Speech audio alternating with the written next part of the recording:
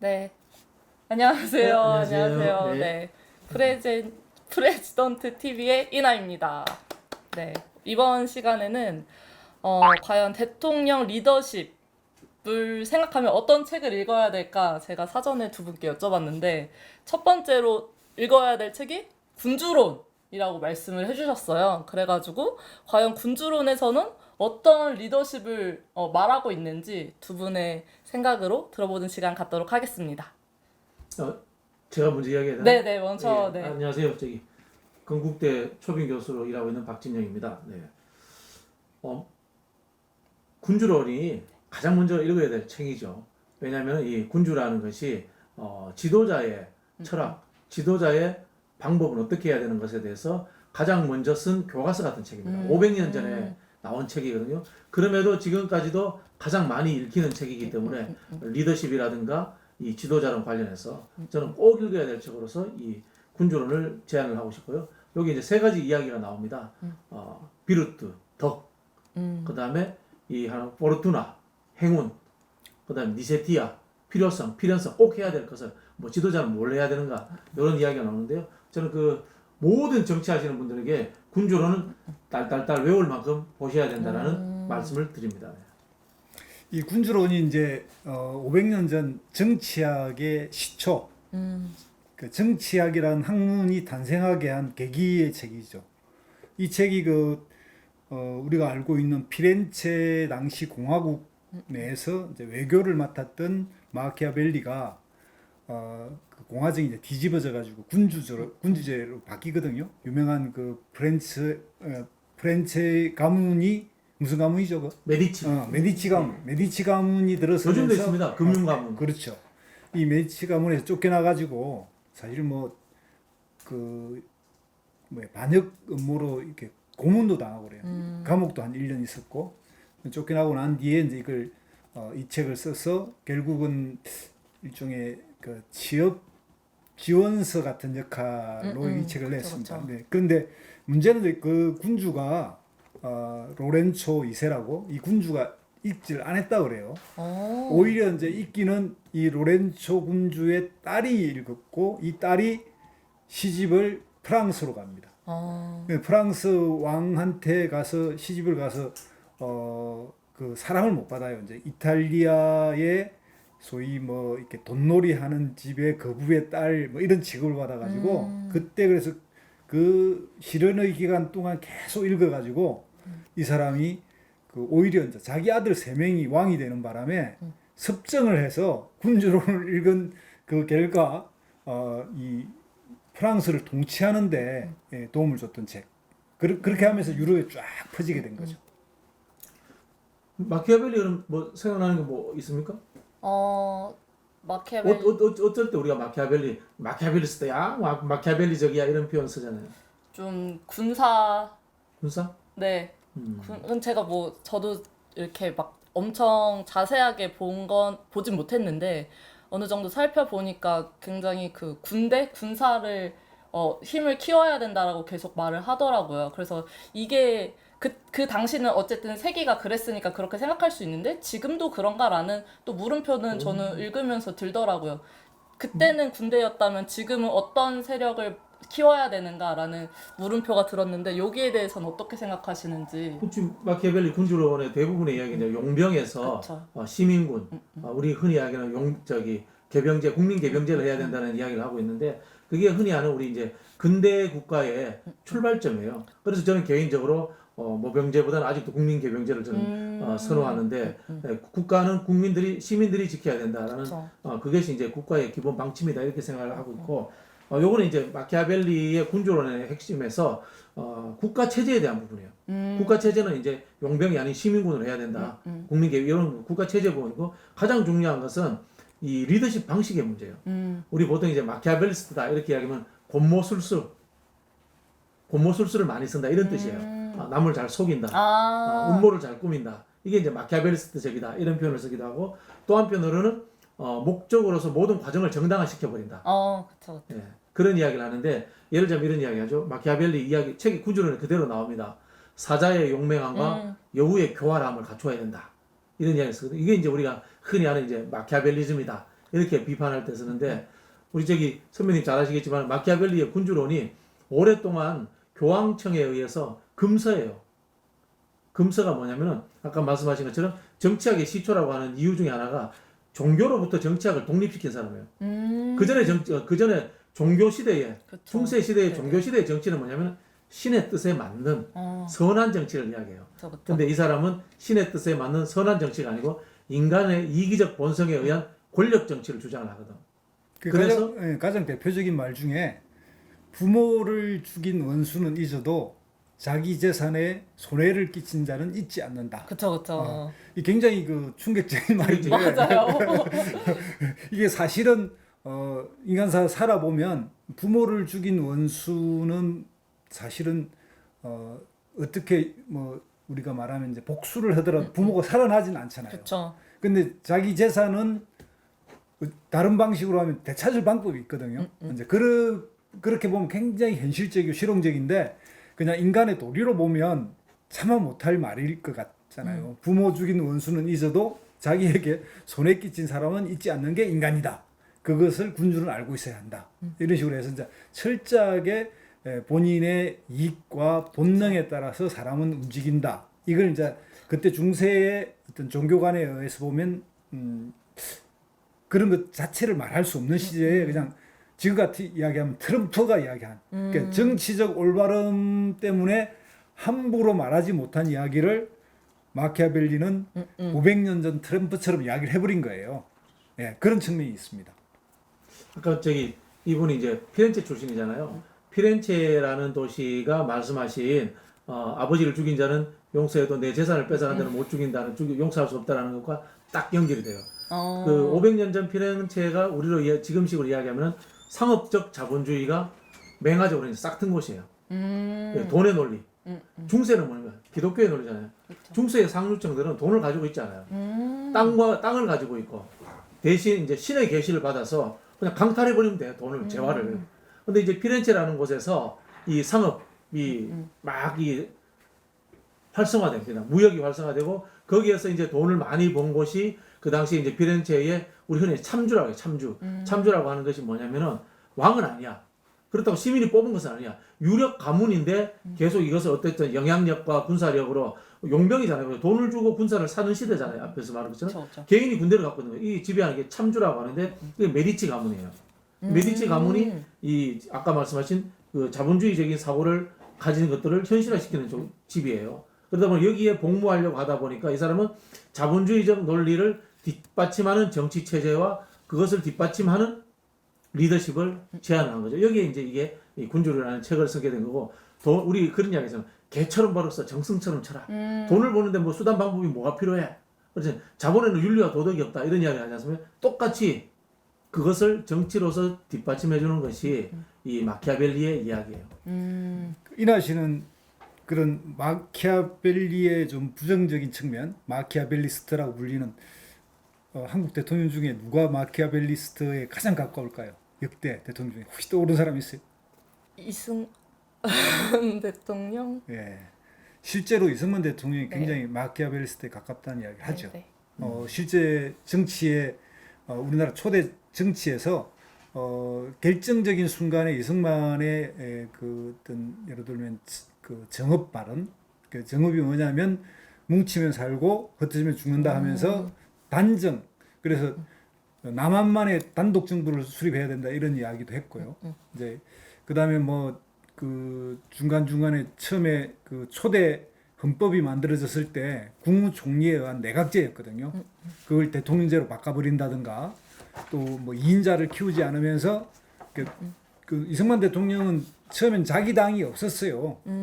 뒤에 이제 자유당이라는 걸 만들거든요. 시작할 때는 일종의 이승만의 자기 당시에 한민당하고 같이 할 줄 알았는데 한민당은 이제 지주계급이라서 갈라져서 그래서 이승만 대통령 당시 그 이승만을 박사라고 불렀어요. 그게 이제 우리나라 최초의 정치학 박사가 이승만이에요. 예, 프린스트 대학인가 거기에서 박사학위를 처음 받은 사람이에요. 우리나라 역사에서. 그래서 이제 이승만 박사 이렇게 많이 부르는데 그만큼 이제 이승만은 굉장히 그 능수능란한 그런 정치를 해서 어떤 의미에서 어쨌든 마키아벨리스트에 가장 가까운 인물이라고 할 수도 있을 것 같아요. 우리 저 JYP 교수님은 어떻게 생각하세요? 전부도 동의를 하는데요. 저는 뭐 대한민국의 모든 대통령 다 사실 모든 정치인이 다 마키아벨리스트예요. 다만 선의의 마키아벨리스트가 있고 악의의 마키아벨리스트가 있는데 저는 악의적 개념으로 마키아벨리스트는 이승만 대통령이라고 보고 선의적 개념으로서는 전 김대중 대통령이라고 봐요. 예, 우리 마키아벨리즘에 대해서 굉장히 오해를 하고 있는데 마키아벨리스트는 실제로 정치가 이루어지는 현실을 그대로 기술을 한 거예요. 우리가 이 정치라는 개념 속에는 권력투쟁이라는 개념과 권모술수라는 개념이 같이 포함되어 있어요. 우리 이제 이 한문으로 정치 쓰니까 그런데 이게 이 고대 그리스 아테네에서 이제 하는 폴리틱스라고 했을 때 폴리틱스에 있어놨던 수많은 협작들을 이 정치라는 표현으로 써요.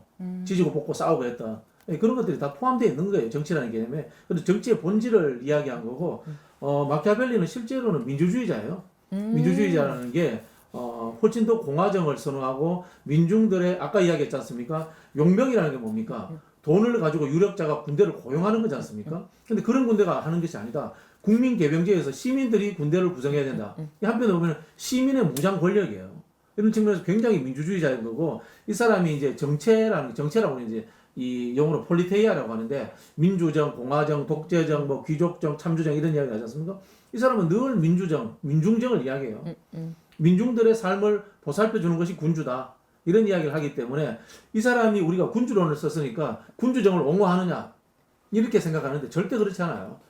이 사람 이야기하는 군주론이라고 해서는 지도자론이라는 것이지 지도자는 군주처럼 민중을 책임지고 국가를 책임져야 된다는 차원에서 이야기를 한 거지 우리가 알고 있는 왕으로서 막 민중을 억압하고 국민을 억압하는 백성을 억압하는 그런 군주정을 선호한 사람이 아니에요.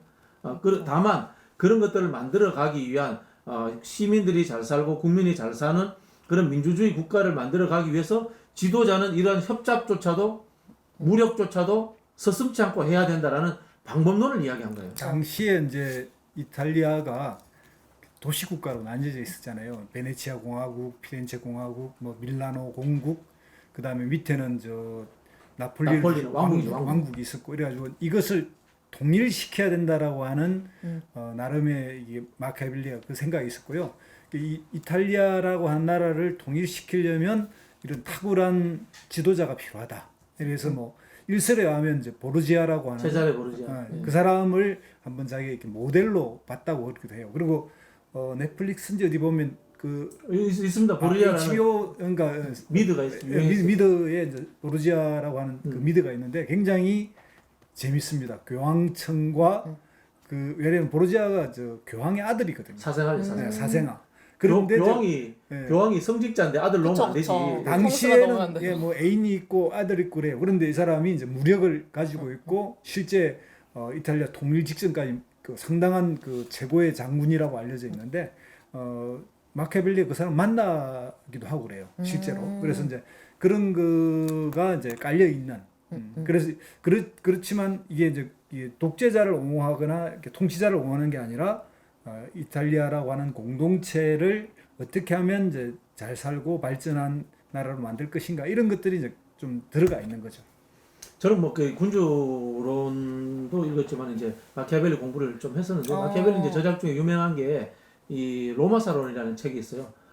이제 그 리비우스라는 사람이 로마 시대에 쓴 책에 대해서 자기가 평을 하는 거예요. 왜냐면은 우리가 동양에서는 요순 임금이 어쨌고 뭐 세종대왕이 어떻고 이렇게 하는 것처럼 서양에서는 늘 로마의 평화가 어떻고 로마가 번영했고 이것들을 자기들이 중요한 사례로서 예를 들면서 평가하는데 그 내용들을 보면은 대부분의 내용들이 군주정보다는 공화정을 옹호를 하고 민주주의적 절차를 굉장히 중요시하게 이야기를 합니다. 그럼에도 불구하고 말씀하신 것처럼 마키아벨리가 군주론이나 이름으로써 지도자론을 쓴 것은 이탈리아가 통일되었으면 좋겠다. 통일된 이탈리아만이 이 외세로부터의 침략으로서 이탈리아 국민들을 보호할 수 있다는 생각을 하고 있었던 거죠. 아까 말씀하신 것처럼 원래 이 메디치 가문이 이 피렌체에서 민중 봉기로 축출이 됐어요. 축출이 돼서 쫓겨났던 이 가문인데 왜 다시 들어오냐면은 스페인이 이탈리아를 침공해요.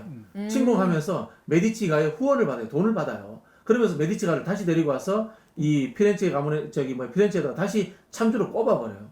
이런 상황으로 인해서 이 이탈리아나 이 피렌체가 억압을 받는 상황이기 때문에 이분은 어떻게 보면 국가주의자라는 비판은 저는 뭐 수용할 수 있다고 봐요.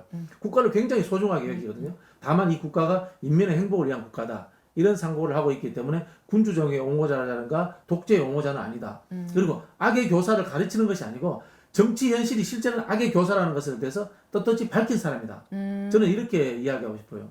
수백 년 동안 유럽의 정치인들이 상대방을 비난할 때 이렇게 얘기해요. 너 마키아벨리스트야. 너 마키아벨리스트야. 이렇게 비판하거든. 우리가 아는 그 유명한 그 프리드리 2세라는 사람이 있어요. 프로이선에. 이 사람이 밤 마키아벨리스트라는 책을 써요. 그래서 대히트를 쳐요. 그래서 유럽에서 흔히 하는 계몽군주로서 엄청나게 신망이 높아요. 근데 이 양반이 권력을 잡는 과정, 외국과의 이중적 외교, 이런 비밀 외교 이런 것들 보면은 마키아벨리스트보다 더 해요. 사실은 정치의 본질이 마키아벨리입니다. 그 독일의 유명한 속담이 있는데 그 속담이 이제 상당히 현실을 반영한 건데 소세지와 정치는 그 만드는 과정을 보면 먹지 못한다. 이런 말이 있어요. 그러니까 소세지 우리 같으면 뭐 예를 들면 그 어묵, 오뎅 이런 것도 어릴 적에 이제 제가 바다 쪽이라서 그 만드는 과정을 보면 오뎅 흔히 말 어묵이라 불러야 되는데 이거 먹기 힘들어요. 그 생선을 가공하는 과정이라든지 그런 것처럼 이제 정치도 어떤 결과를 만들어내는데 상당한 그 서로의 그 이해를 조정해야 되기 때문에 그 이해 조정이라고 하는 것은 본능과 본능이 부딪히기 때문에 흔히들 말하는 야합, 협작 이렇게 표현할 수 있는 요소가 있거든요. 근데 그건 냉정하게 이야기하면 이해와 이해가 부딪힐 때 그러면 그걸 조정하고 대화로 타협하지 않으면 방법이 없잖아요. 그죠? 옛날 같은 무력으로 하는데 그런 측면에서 현대 정치는 총을 들지 않고 칼을 들지 않고 합의를 보는 거거든요. 그래서 그런 과정의 정치의 과정을 통해서 어떤 법안이 나오게 되는데 이 법안이 나오는 과정의 그 이면의 이야기 이런 것들을 다 공개할 수 없는 그런 게 있는 거죠. 사실 이제 비슷한 이야기인데 이제 정치를 이제 진흙에서 피는 연꽃이다. 이런 그쵸. 이야기를 해요. 멋있네. 이게 왜냐면은 정치를 하는 이유가 이익관계거든. 내 것을 차지하고 싶어서 싸우는 것들 이것을 조정하고 또는 싸우는 것도 정치예요. 그러다 보니까 진흙에서 피는 연꽃이다 하는데 우리 이제 정치학계에서 오랫동안 결론을 못 내린 게 있어요. 전쟁은 정치인가 아닌가? 그 이야기는 뭐냐면은 정치의 연장으로 보죠. 정치 연장으로 보는 이제 경향이 우세한 거죠. 그 이야기는 뭐냐면은 죽이고 살리고 하는 게 정치라는 거예요. 우리가 생각하는 선한 것만이 정치라는 거예요. 제가 그 말씀하신 비슷한 유머를 제가 만든 유머가 있습니다. 식인종이 다양한 직업군을 잡아서 물에다 넣고 끓였어. 처음에 한 놈을 넣고 끓였는데 정말 짠 거예요. 짜서 못 먹겠는 거야 사람이. 이게 뭔지 아세요? 기자야.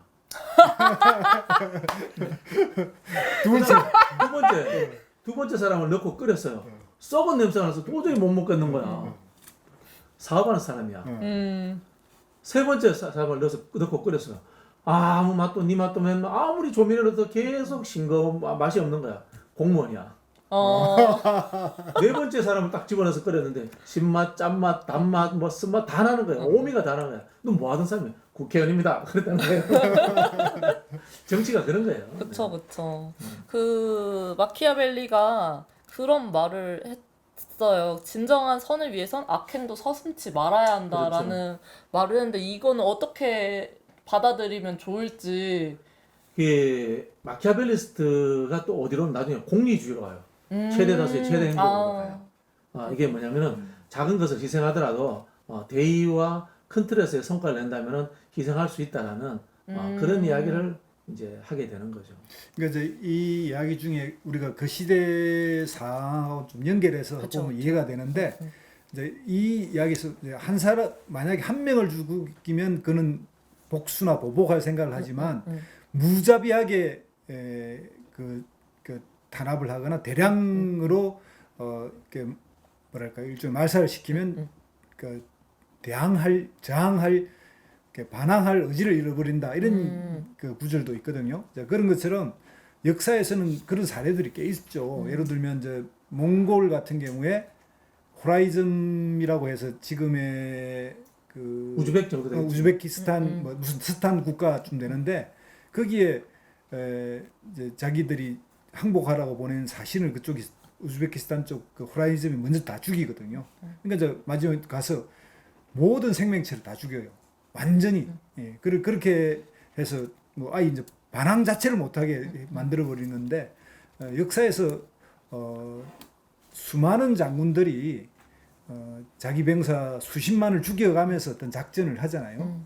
그런 것을 생각해 보면 그건 또 정당화되거든요.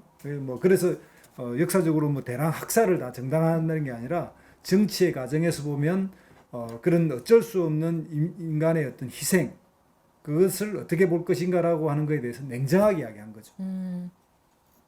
그 뭐 쉽게 말하면은 제가 몇 개 주의자로 한번 붙여볼게요. 뭐 네. 시간이 다 됐으니까 인간 본성에 대한 기본 이해를 한 사람이에요. 인간은 악하다.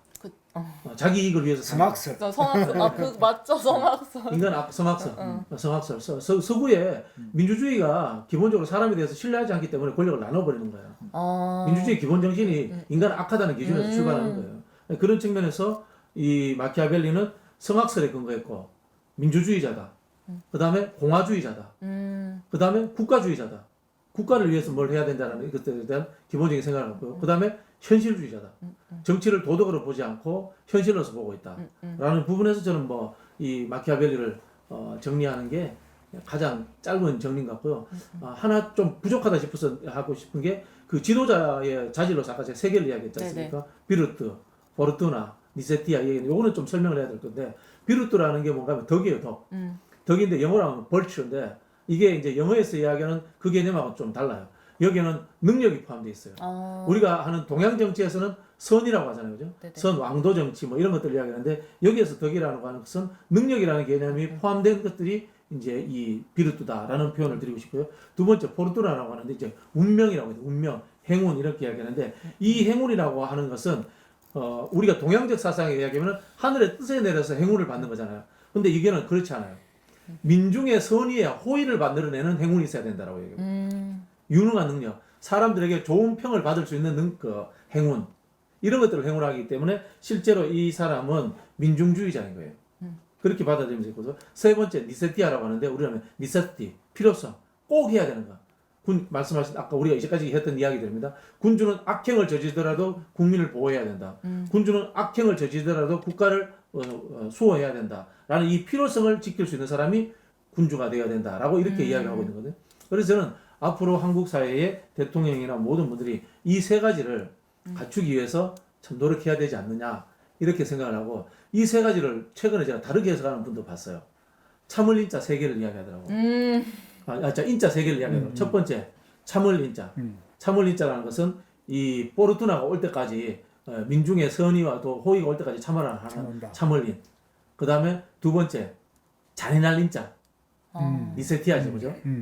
그런 것들, 능력 이런 것들을 포함하는 거겠죠. 그 다음에 어지린자. 이 세 개를 가져야 된다라고 이야기하는데 저는 그 이야기도 굉장히 뜻깊게 들었고 이 이야기를 저한테 전달해 주신 분은 이제 홍일학 대구시 부시장님이 전달했고 홍일학 시장님께 형님 존경합니다라는 말을 전하고 싶습니다. 네.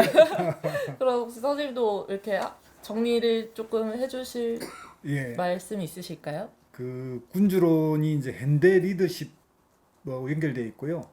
앞으로 대한민국의 이제 운명이 이렇게 지금 이제 선진국에 진입했잖아요. 사실상의 선진국인데, 그러니까 와 보니까 이 코로나 상황에서 선진국에 온 거예요. 우리가 다른 나라에 비해 보니까 다른 나라보다 훨씬. 근데 이 선진국이 됐다라고 하는 거는 제일 중요한 게 뭐냐면 앞에 설 레가 없다는 거예요. 어떤 것을 해본 그쵸, 나라가 있으면 그 베끼면 되는데. 대한민국을 잘했거든요. 네. 어떤 나라 잘한 나라 있으면 그걸 이제 베껴서 우리가 적용하면 되는데 이제는 우리가 뭔가를 창조해내야 되는 거죠. 개척해내야 되고 그래서 앞서가야 되는데 여기에는 용기가 필요합니다. 그 용기가 필요한데 대한민국의 대통령이 되려고 하는 사람이나 지도자가 돼야 한다면 좀 심하게 말하면 미움받을 용기 같은 게 있어야 되는 것 같아요. 통합도 강조하지만 그쵸. 뭔가를 바꾸려 하면 자기의 지지 세력이나 자기가 이제까지 기반했던 사람들로부터도 미움을 받을 각오를 하면서 뭔가를 앞으로 개척해 나가야 대한민국 운명이 바뀌거든요. 그런 측면에서 그런 용기 이런 것들을 가졌으면 좋겠다. 저는 그렇게 생각합니다. 네, 저는 이 책이 저는 사실 평화주의자예요. 그래가지고 좀 충격적으로 다가왔거든요. 그럼에도 좀 지도자라면 이런 덕목을 갖고 있어야 되지 않나라는 생각을 하게 되었어요. 그럼 끝으로 마무리 겸 이 아, 책의 예. 한 줄 평 같은 거를 좀 해주시면서 한줄 평보다는 제 이제 바램을 네네. 하나 좀 말씀드릴게요. 1469년에 이제 마키아벨리가 태어났고요. 그 500년 후에 제가 태어났습니다. 정확하게 500년 후에 제가 태어났는데요. 그 피렌체 가보셨어요? 못 가봤습니다. 피렌체 저는 가봤습니다. 아, 부럽습니다. 저도 가봤는데 하루 관광을 했는데 이 방송이 잘 되면은 피렌체 관광 한번 쏘시기 바랍니다.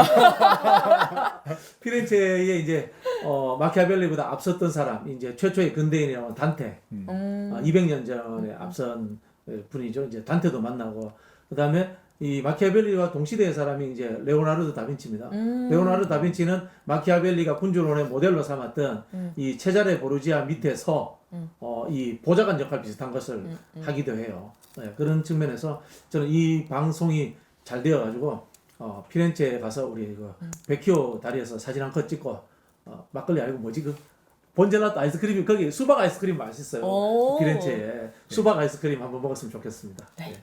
네. 예. 이 군주론을 한 줄로 이야기하면 지도자로서 갖춰야 할 기본 그 요소를 최초로 정리한 책 이렇게 저는 생각합니다. 그래서 대한민국 뭐 지도자들은 이렇게 군주론의 어떤 여러 가지 그때 시대의 한계나 또 뭐 부정적으로 해석되는 측면은 있지만 여기서 하고자 했던 이야기의 핵심을 잘 읽어냈으면 좋겠다 이런 생각을 가지고 있습니다. 네, 오늘 첫 촬영이어가지고 저도 너무 떨렸고 교수님 선생님도 너무 떨렸으셨을 텐데 네, 잘 흘러갈 수 있게 도와주셔서 너무너무 감사하고 우리 구독자 여러분들 좋아요와 구독 부탁드리면서 이번 시간 마무리하도록 하겠습니다. 그럼 다음 시간에 또 만나요. 안녕. 감사합니다.